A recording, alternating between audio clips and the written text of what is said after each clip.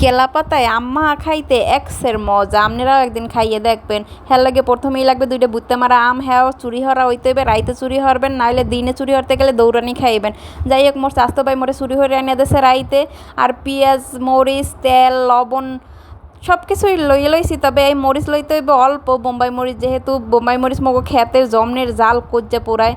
এখন সব কিছু লই ইচ্ছে মতো মাহামো, ইচ্ছে মতো মাহাইতে হইবে। আসলে আমবানানির স্বাদই হয়েছে মাহানিতে, মাহাইতে আমবানানির কালারই চেঞ্জ করে লাইতে হইবে। এই যে ফাইনাল লুক, এত সুন্দর একটা কালার আইছে, দেখে আমনেগেও লোভে পানি আইবে। আসলে আমি যখন ভিডিও দিতে এসেছি আমার জিভেও পানি চলে আইছে, কি আর কন।